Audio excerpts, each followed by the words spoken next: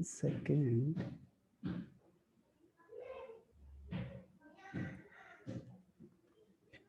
Okay श्रुति, 1 second. हाँ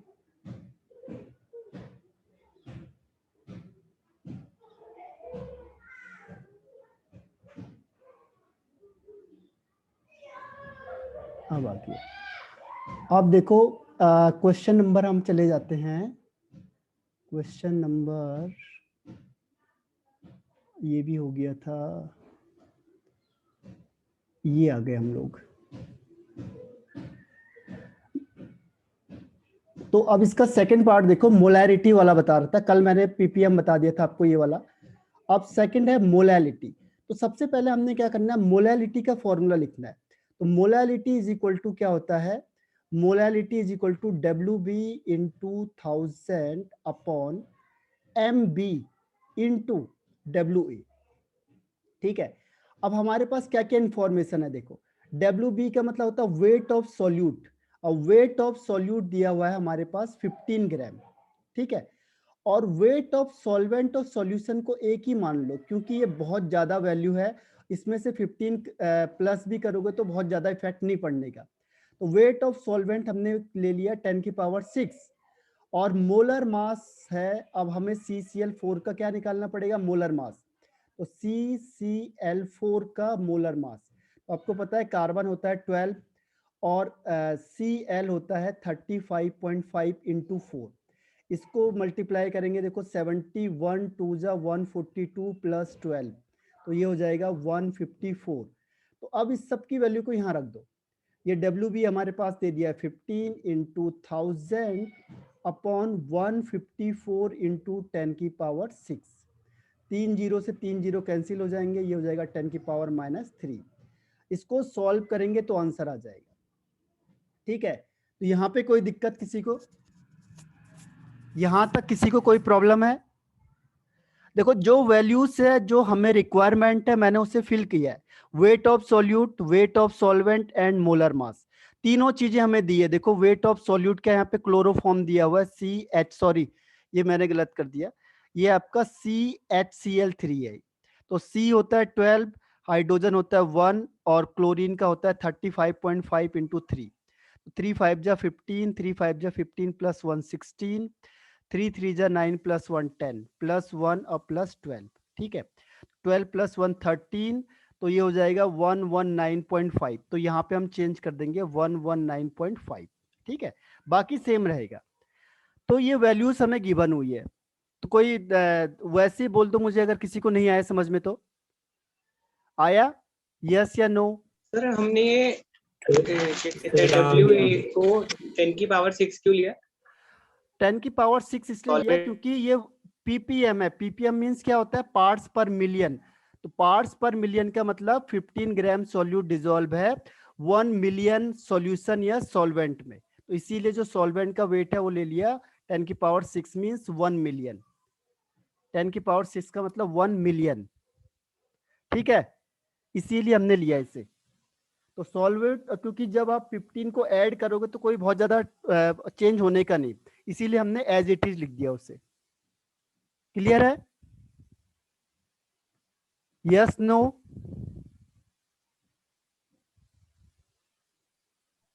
yes sir. Okay, आगे बढ़ जाऊं। अब देखो नेक्स्ट पॉइंट है इसमें 2.1। 2.1 में आ जाते हैं हम लोग। 2.1 में देखो क्या, सॉरी हाँ 2.10। 2.10 कहता है what role does the molecular interaction play in the solution of alcohol and water.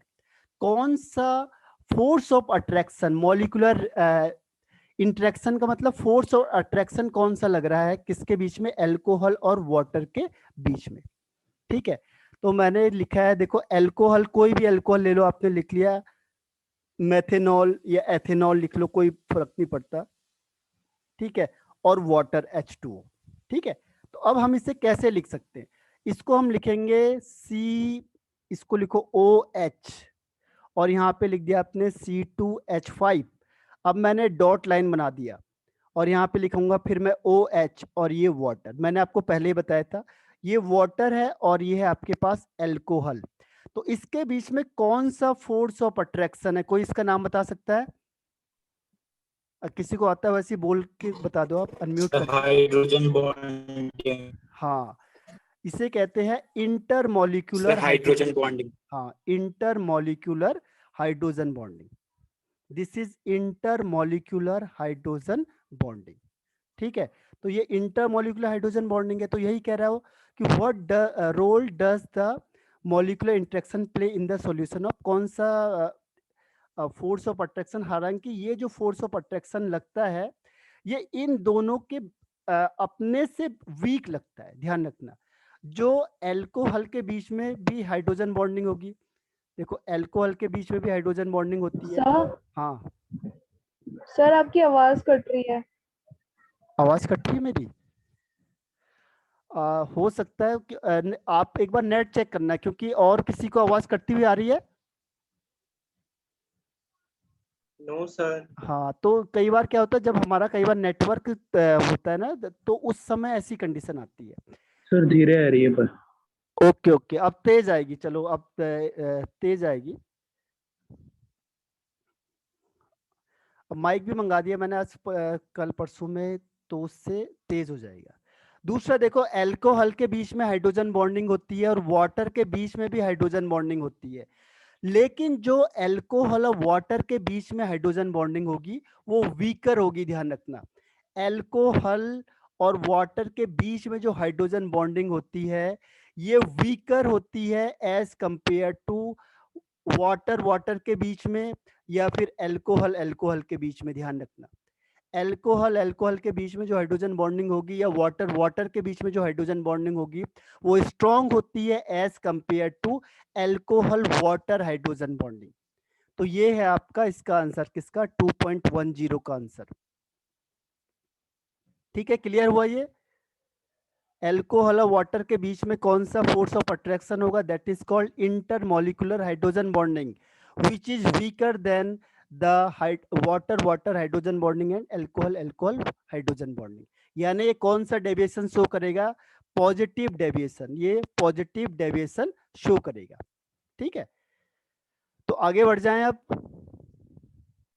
Sir repeat कर दो प्लीज। रिपीट कर दूं, चलो एक देखो फिर से।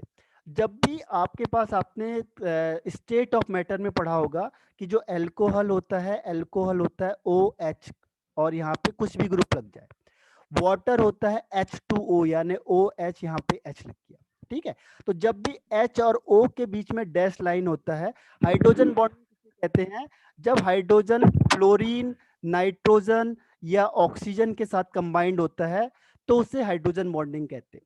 तो यहाँ पे हाइड्रोजन और ऑक्सीजन आपस में कंबाइंड हो रहे हैं।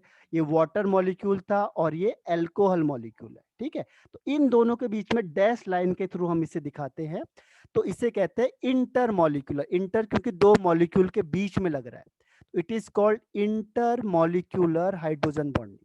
जो दो मॉलिक्यूल के बीच में जो हाइड्रोजन बॉन्डिंग होती है that is called intermolecular hydrogen bonding. ठीक है, और ये जो हाइड्रोजन बॉन्डिंग होती है ये वीक होती है एज कंपेयर टू, जैसे वाटर है, देखो वाटर के बीच में क्या होता है? हाइड्रोजन बॉन्डिंग होगी, इसके बीच में भी देखो वाटर में कई बार कहते हैं ऐसे कंटिन्यूअस वाटर क्यों आता रहता है, तो उसका रीजन क्या है? Hydrogen bonding. जैसे आप किसमें वाटर डालोगे किसी भी गिलास में यहाँ से, तो ये कंटिन्यूअस आता है, तो कहेंगे ऐसा क्यों होता है? Because of hydrogen bonding. ऐसी एल्कोहल के बीच में भी हाइड्रोजन बॉन्डिंग हो जाएगी।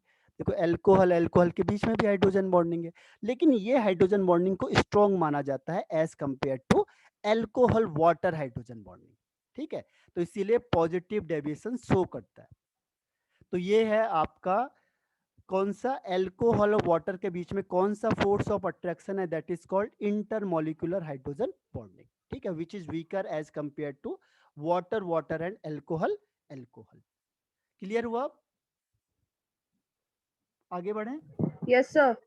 अब है देखो 2.1 वाला क्वेश्चन। 2.11 में है आपके पास। देखो, अगर आपको लाइफ में सक्सेस होना है, पहले एक टारगेट सेट करो आप लोग कि हमें इतने केमिस्ट्री में इतने मार्क्स हमें लाने ही लाने हैं। उसके बाद इसमें मेहनत पे लग जाओ। जितना मैं आपको बता रहा हूँ इससे बाहर कोई क्वेश्चन नहीं पूछा जाता है केमिस्ट्री में।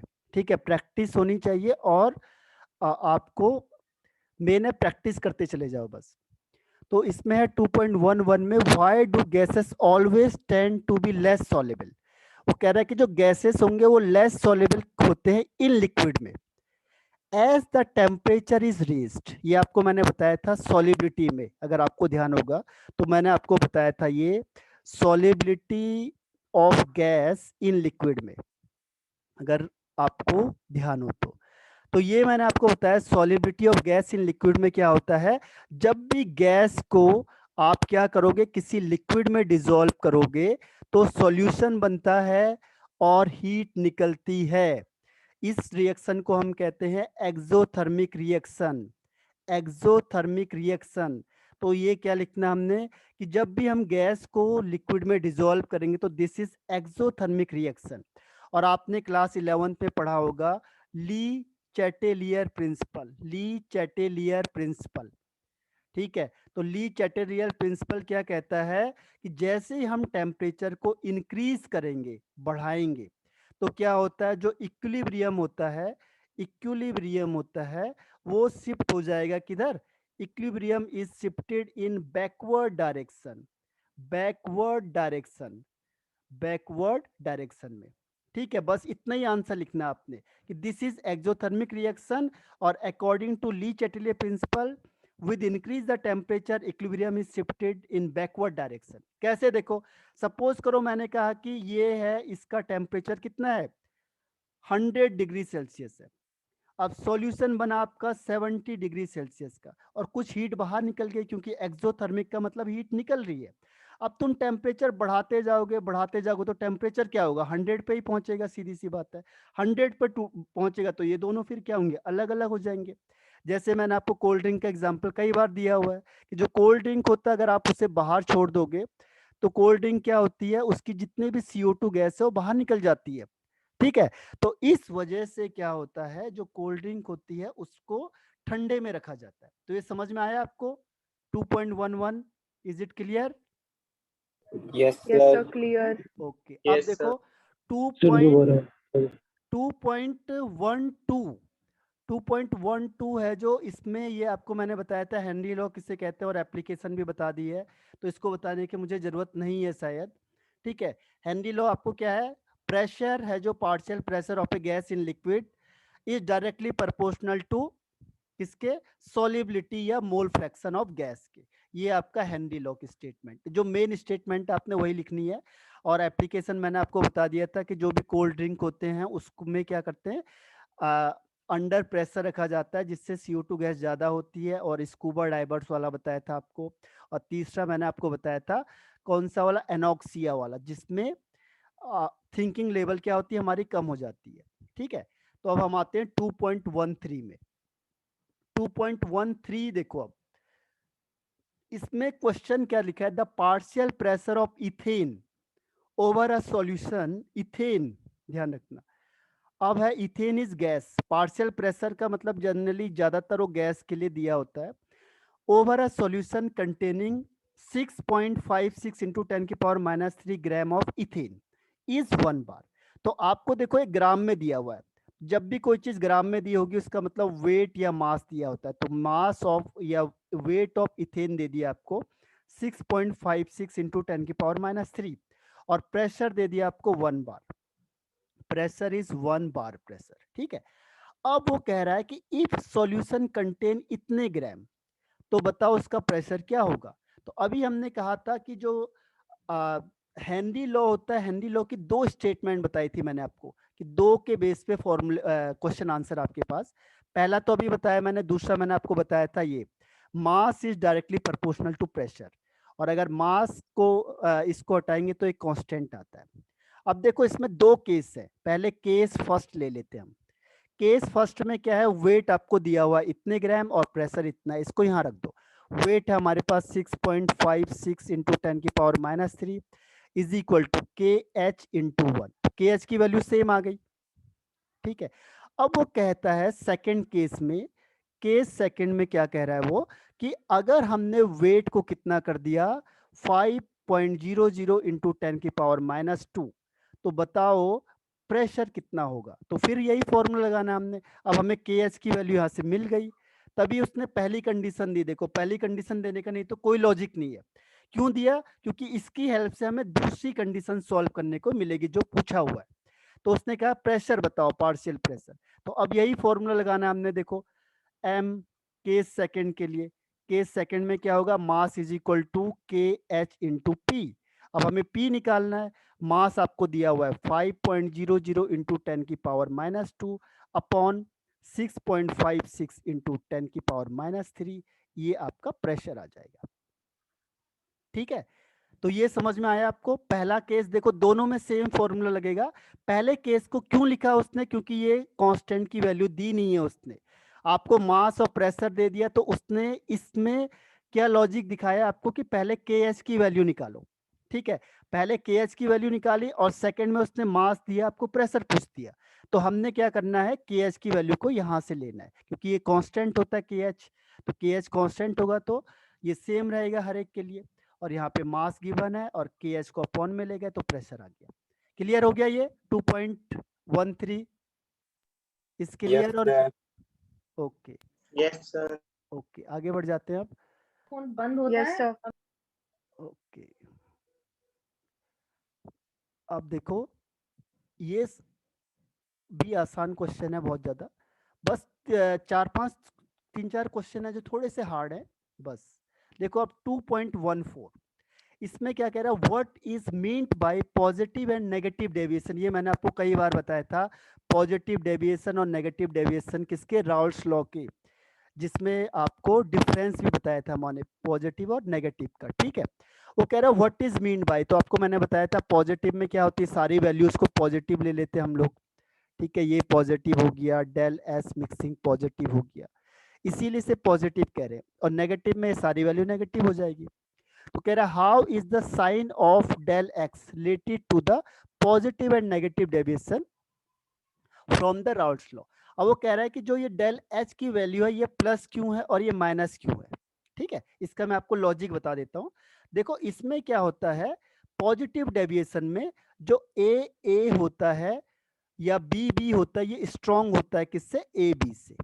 ठीक है, बी और बी के बीच का जो फोर्स ऑफ अट्रैक्शन स्ट्रॉन्ग होता है, ध्यान रखना। ये स्ट्रॉन्ग हो गया और ये वीक हो गया। तो जब स्ट्रॉन्ग का मतलब कि इसको तोड़ने के लिए 50 जूल चाहिए और ये बनने के लिए चाहिए 30 जूल, यहां से निकल लिए। तो मुझे क्या है, इसको तोड़ने के लिए ज्यादा हीट चाहिए ना। प्लस का मतलब क्या हुआ, एंडोथर्मिक रिएक्शन। तो इसके लिए मुझे क्या करना पड़ेगा, हीट को सप्लाई करना पड़ेगा, ये हीट एब्जॉर्ब करेगा। ठीक है, हीट एब्जॉर्ब क्यों करेगा, क्योंकि ये स्ट्रॉन्ग है। तो इस स्ट्रॉन्ग को तोड़ना है आपने। ठीक है, ये स्ट्रॉन्ग टूटेगा तभी तो ये बनेगा। तो ये स्ट्रॉन्ग है, ये वीक बनता है, तभी तो क्या होता है, इसमें वॉल्यूम बढ़ जाता है, तो ये वीक बनता है। तो इसको तोड़ने के लिए मुझे हीट को देना पड़ेगा।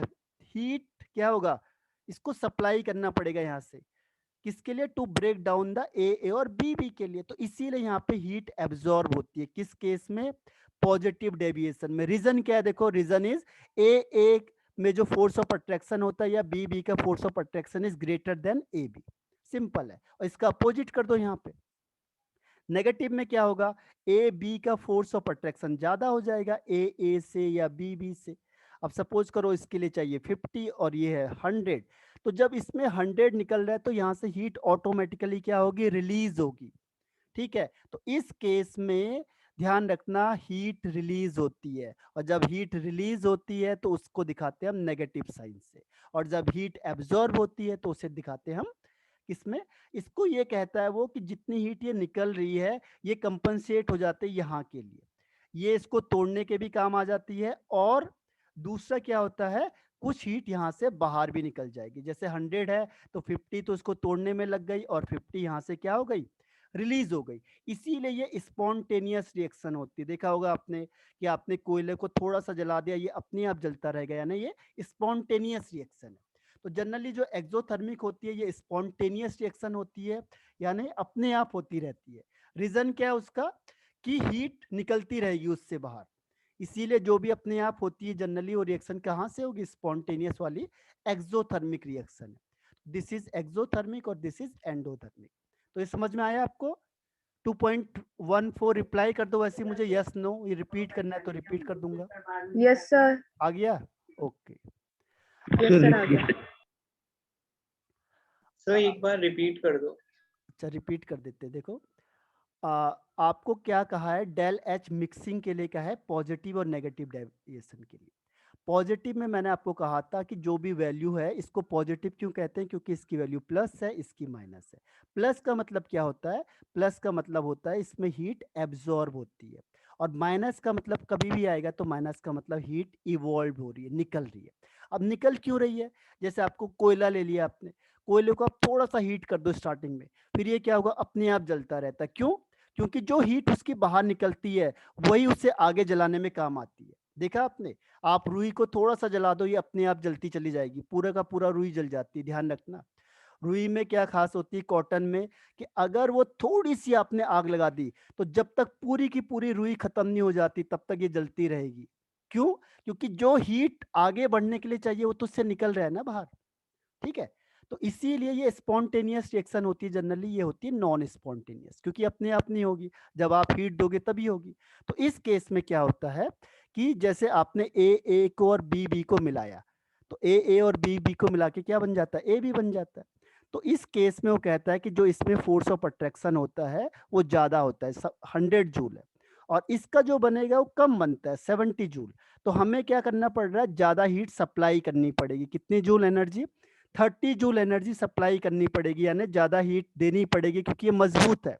तो कोई भी चीज मजबूत होगी तो उसे तोड़ने के लिए ज्यादा हीट देनी पड़ती है, इसीलिए यहाँ पे हीट क्या होती है, एब्जॉर्ब होती है। ठीक है, तो हीट एब्जॉर्ब का मेन रीजन क्या है, हीट एब्जॉर्ब का मेन रीजन है कि यहाँ पे क्या होगा, ये हीट क्यों एब्जॉर्ब हो रही है, क्योंकि आपको इसे तोड़ने के लिए ज्यादा हीट देनी पड़ रही है। ठीक है, इसे ब्रेक डाउन करने के लिए, क्योंकि ये मजबूत है, कोई भी चीज मजबूत होगी तो उसे तोड़ने के लिए ज्यादा हीट देनी पड़ रही है। ठीक है, तो ये पहला समझ में आ गया, ज्यादा हीट क्यों देनी पड़ रही है, क्योंकि ये स्ट्रॉन्ग है इसके कंपैरिजन में, ए बी के कंपैरिजन में, ए और बी के कंपैरिजन में ए या बी क्या है, स्ट्रॉन्ग है। तो ये ज्यादा स्ट्रॉन्ग है और ये कम है, तो इसीलिए मुझे हीट देनी पड़ेगी। तो जब आप हीट दोगे तो ये एब्जॉर्ब करेगा, और जब हीट एब्जॉर्ब होगी तो उसमें साइन प्लस आएगा। अब बताओ मुझे रिप्लाई करके, ये समझ में आया पहला वाला, यस नो वैसे। Yes sir. Yes sir. और अब सेकंड वाला देखो, सेकंड इसका अपोजिट हो जाएगा। सेकंड इसका अपोजिट कैसे होता है कि जैसे मैंने कहा नेगेटिव है, तो डेल एच नेगेटिव का मतलब हीट निकल रही है, रिलीज हो रही है। इसका एग्जांपल सीधा है, जैसे कोयले को या कॉटन को आप जलाओगे, कोल को या कॉटन को, तो ये थोड़ा सा हीट दो आप स्टार्टिंग में, फिर ये अपने आप जलता रहेगा, यानी स्पॉन्टेनियस है। तो ऐसे यहाँ पे क्या होता है, जो ए है ये वीक होता है, ये जल्दी टूट जाएगा, या बी होता है ये जल्दी टूट जाएगा, और जो ए बी बनेगा इससे ये मजबूत बन जाता है। यानी ए बी में जो फोर्स ऑफ अट्रैक्शन है वो ज्यादा है ए से और बी से। तो होता क्या है कि सपोज करो इसमें 30 जूल में ये टूट जा रहा है और ये है 70 जूल का, तो आपको इसको करने के लिए क्या है, यहां से हीट निकलेगी बाहर, और यही हीट किसके लिए काम आती है, इसको तोड़ने के काम आ जाती है। इसीलिए आपको बाहर से हीट सप्लाई नहीं करना पड़ता। ठीक है, यहां से आप ये तोड़ोगे तो ये आराम से टूट जाएगा। क्यों, क्योंकि ये 70 जूल एनर्जी बाहर निकाल रहा है, और इसको तोड़ने के लिए कितनी चाहिए, 30 जूल ही चाहिए। तो इसीलिए ये क्या होता है, जो डेल एच है यानी कि हीट इससे बाहर निकलती है, क्योंकि ये स्ट्रांग होगा, जो भी स्ट्रांग होगा उससे ज्यादा हीट निकलेगी या ज्यादा हीट रिक्वायर्ड होगी। और जब भी किसी चीज को आप तोड़ोगे तो हीट क्या होती है, निकलती है, ध्यान रखना, और जोड़ोगे तो हीट एब्जॉर्ब होती है। स्टेटमेंट केमिस्ट्री में याद रखना, अगर मुझे इसे क्या करना है, जोड़ना है, जैसे दोनों जुड़ गए तो इसमें हीट निकलेगी, और अगर हम इसको तोड़ेंगे, जैसे हम इसे तोड़ रहे हैं, तो जब भी आप इसे ब्रेक डाउन करोगे तो हीट रिक्वायर्ड है, हीट रिक्वायर्ड होती है, और जब इसको क्या करोगे, फॉर्मेशन करोगे, तो हीट जनरली क्या होती है, रिलीज होती है। तो यहाँ से 70 जूल एनर्जी रिलीज हो रही है, और यहाँ आपको 30 जूल ही चाहिए तोड़ने के लिए, तो कितनी एनर्जी बाहर निकल गई, 40 जूल एनर्जी बाहर निकल गई। तो इसीलिए ये कौन सी रिएक्शन हो गई, एक्सोथर्मिक, और यहाँ पे हीट क्या होगी, डेल एच की वैल्यू नेगेटिव होगी। ठीक है, तो डेल एच की वैल्यू नेगेटिव का मेन रीजन क्या है, जो फोर्स ऑफ अट्रैक्शन है वो किसका, ए बी का ज्यादा होता है, ए और बी के कंपैरिजन में। किस केस में, नेगेटिव वाले के केस में। ठीक है, क्लियर अब, इट इज, Yes. अब आ गया। Yes sir. Yes sir. Okay, अब है 2.1। Yes. ठीक है, अगर नहीं आएगा उससे फिर कल दोबारा पूछो, एक बार सारे क्वेश्चन करो फिर मुझे अगेन पूछो उससे। अब 2.15 देखो, aqueous solution of 2.2% non volatile solute, ठीक है। इसमें एक चीज इंफॉर्मेशन नहीं दी है, एग्जेटेड द प्रेशर ऑफ, देखो आपको ये नॉन वोलेटाइल सॉल्यूट मिला के इतना प्रेशर हो गया, यानी कि जो प्रेशर दिया हुआ ये है वेपर प्रेशर या पार्शियल प्रेशर ऑफ सॉल्यूशन का दिया हुआ है 0.14 बार, ठीक है। और ये 2%, मैंने कहा था परसेंट वाला बहुत बार क्वेश्चन आएगा, आपसे पूछा है मोलर मास ऑफ सोल्यूट यानी एमबी बताना है, ठीक है। और 2% का मतलब क्या हुआ, वेट हो गया 2 ग्राम और सॉल्यूशन का वेट हो गया आपके पास, सॉल्यूशन का वेट हो गया 100 ग्राम, तो जो सॉल्वेंट है आपके पास वो हो गया 98 ग्राम, ठीक है। अब देखो यहाँ पे एक इंफॉर्मेशन मिसिंग है जो आपके किसमें साइड बुक में दी होती है, जनरली ध्यान रखना है, जो भी जैसे पी नॉट की वैल्यू गिवन है नहीं है वो है 0.013 बार। एक्चुअल में क्या होता है, ये होता है 1 एटीएम प्रेशर, जब भी आप प्रेशर लेते हो तो हम जनरली कहते हैं 1 एटीएम प्रेशर, तो 1 एटीएम को अगर हम बार में चेंज करेंगे तो ये होता है 0.13 बार, ठीक है। अब आप कौन सा फॉर्मूला लगाओगे इसके लिए, P naught minus P s upon P naught is equal to W B into M A upon W A into M B, यानी relative lowering of vapour pressure. अब देखो मोलर मास, मोलर मास आपको किसका पूछा है, solute का, ठीक है। तो सॉल्यूट का मतलब क्या हुआ, सॉल्यूट हो गया आपका ये एम बी, ये एम बी आपको कैलकुलेट करना है। बाकी वैल्यूज देखो, पी नॉट की वैल्यू आपको ये निकल गई, पी एस की वैल्यू आपकी ये दी हुई है, ठीक है। वेट ऑफ सॉल्यूट आपको ये दिया हुआ है और वेट ऑफ सॉल्वेंट आपको ये दिया हुआ है, ठीक है। अब वाटर है, एक्वस सॉल्यूशन का मतलब आप समझ गए वाटर है, तो वाटर के लिए जो मोलर मास ऑफ वाटर होता है आपको पता है, ये भी मोलर मास ऑफ वाटर कितना होता है, ये 18 होता है। सारी वैल्यूज आपको गिवन है, एक चीज को छोड़ के, मैंने आपको बार बार बताया था कि एनसीईआरटी में मैक्सिमम जो क्वेश्चन है वो पूरे फॉर्मूले बेस्ड है बस। अब आप वैल्यू को रखते चले जाओ, 1.013 upon 1.013 minus 1.004 is equal to W B की वैल्यू है 2 into 18 upon 98 into M B, अब यहां से एम बी निकल जाएगा आपके पास, ठीक है। ये इंफॉर्मेशन कई बार दी होती कई बार नहीं दी होती है, ये याद रखना है कि अगर आपको प्रेशर वाटर का नहीं दिया है तो ये फिक्स होता है 1 एटीएम प्रेशर, अगर एटीएम में होगा बार में होगा तो 1.013 बार, ठीक है। साइड बुक में दिया होगा, ये एनसीईआरटी में कई बार मिस कर देते हैं, ठीक है। तो ये करना है आपने। अब बताओ इसमें कोई दिक्कत आई है आपको, जो जो चीज आपको दी है उसी को यूज करना है और उसी से वही चीज निकालनी है जो पूछी गई है। तो इसमें बताओ एनी प्रॉब्लम इन 2.15? सर ये 989 कहाँ से आया? 989, अच्छा 98 ग्राम सर और 98, अच्छा ये है ना, 2 ग्राम तो क्या हो गया, सॉल्यूट हो गया, और सॉरी 100 ग्राम सॉल्यूशन हो गया, तो पानी कितना होगा उसमें, 98 ग्राम। देखो ओके सर। 2% लिखा है ना, तो इसका मतलब 2 ग्राम तो क्या हो गया, सॉल्यूट हो गया, और सॉल्यूशन कितना होगा, परसेंट का मतलब पर 100, यानी सॉल्यूशन हो गया 100 ग्राम। तो वाटर कितना होगा उसमें, तो वाटर के लिए क्या किया हमने, 100 माइनस 2 यानी 98 ग्राम वाटर है। क्लियर है अब,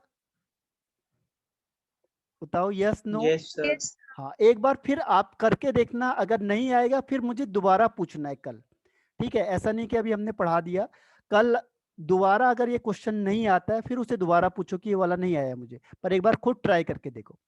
अब देखो हेप्टेन और ऑक्टेन दो चीज दे दी आपको, तो हेप्टेन आपने क्लास 10th में पढ़ा होगा, हेप्टेन का मतलब होता है, हेप्टेन मतलब C7H16, इसका मोलर मास, क्योंकि देखो मोलर मास सबकी जरूरत पड़ती है हमें मोलर मास की, तो इसका मोलर मास निकालेंगे हम, कितना होगा 7 इंटू 12 प्लस 16 इंटू 1, ठीक है। तो ये हो गया 84 प्लस 16 यानी 100 आ गया।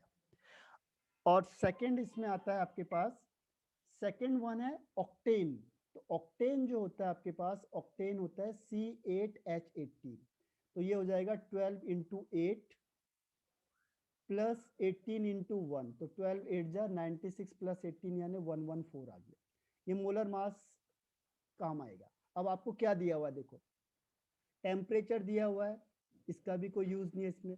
Vapour pressure of two liquid component are, ठीक है। सर आवाज धीरे आ रही। ओके, देखो जो वेपर प्रेशर है टू लिक्विड का, तो हेप्टेन का देखो जो चीज पहले दी है उसका पहले वैल्यू दी होती है, जो चीज बाद में दी है उसकी वैल्यू बाद में लिखी होती है। और ये प्योर कंपोनेंट का है, ध्यान रखना। प्योर हेप्टेन को मैं एच से दिखा रहा हूं, तो प्योर है 105.2 किलो पास्कल, और प्योर ऑक्टेन का है 46.8 किलो पास्कल, ठीक है। ये प्योर स्टेट में देखो vapour pressure of two liquid components are, तो टू लिक्विड कंपोनेंट यानी मिक्स नहीं है, ये वेपर प्रेशर किसमें आपका प्योर स्टेट में, तो प्योर स्टेट को हम इससे दिखाते हैं। अब वो क्या पूछ रहा है, what will be the vapour pressure of mixture. Mixture का मतलब टोटल प्रेशर बताना आपने। मिक्सचर का मतलब जब हमने दोनों को मिक्स कर दिया तो टोटल प्रेशर कितना होगा, और हमें वेट दे दिया हेप्टेन का, वेट है 26 हेप्टेन, और वेट ऑफ ऑक्टेन इज 35 ग्राम, ठीक है। अब सोचो हमने टोटल प्रेशर निकालना है, तो टोटल प्रेशर के लिए आपको बताया था फॉर्मूला क्या होता है, PA प्लस PB, ठीक है। और टोटल प्रेशर मतलब सम ऑफ पार्शियल प्रेशर। अब हमें तो ये भी नहीं पता है कि ये क्या है ये क्या है, इसको और एक्सटेंड करो तो P0A प्लस P0B। ये कौन सा लॉ लगाया मैंने, ये है राउल्स लॉ, अगर आपको ध्यान हो तो इट इज राउल्स लॉ। अब मैं इसकी वैल्यू पुट करूंगा, पहले मुझे ये तो दिया है क्लियर, देखो ये तो ये दिया हुआ है और ये दिया हुआ है, इसकी तो वैल्यू हमें चेंज नहीं करनी है। बस मुझे क्या चाहिए यहाँ से, मोल फ्रैक्शन। अब मोल फ्रैक्शन के लिए मैंने आपको बताया था वेट और मोलर मास मैंने दोनों निकाल दिए हैं, इससे मुझे क्या मिलेगा, मोल फ्रैक्शन निकलेगा, ठीक है। इसको और एक्सटेंड करके बताता हूँ, पहले इसे हटा देता हूँ। यहां तक समझ में आया आपको, देखो what will be the vapour pressure of mixture का मतलब टोटल प्रेशर, ये डाल्टन्स लॉ के अकॉर्डिंग है, टोटल प्रेशर होता है सम ऑफ पार्शियल प्रेशर यानी PA/PB। PA/PB को चेंज करेंगे क्योंकि क्वेश्चन में दिया नहीं है, तो हम राउल्ट लॉ लगाएंगे कि PA is equal to P0A XA और PB is equal to P0B XB, ठीक है। अब मैं यहाँ से इसकी वैल्यू निकाल लूंगा, बताओ आगे इसमें यहाँ तक समझ में आया आपको? Yes sir. Yes sir. Okay, तो देखो अब नेक्स्ट हम इसी को एक्सटेंड करते हैं। देखो मुझे निकालना है मेन मोल फ्रैक्शन ऑफ ए, तो नंबर ऑफ मोल्स ऑफ या हेप्टेन का निकालो, तो number of moles of heptane, number of moles of heptane plus number of moles of octane. फिर इसको और बढ़ा दो, weight of heptane upon molar mass of heptane upon weight of heptane upon molar mass of heptane plus weight of octane plus upon molar mass of octane.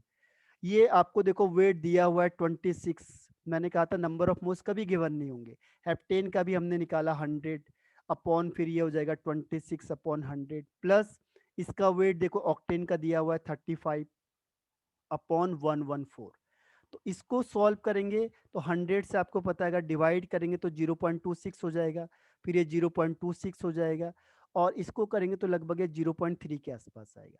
फिर इसको और plus करके देखो तो ये हो जाएगा 0.2 अपॉन 3 प्लस 2 5 यानी 0.56 के आसपास। फिर ये हटाएंगे तो ये जो वैल्यूज आएगी, अब जो ये हेप्टेन की वैल्यूज आई, ठीक है,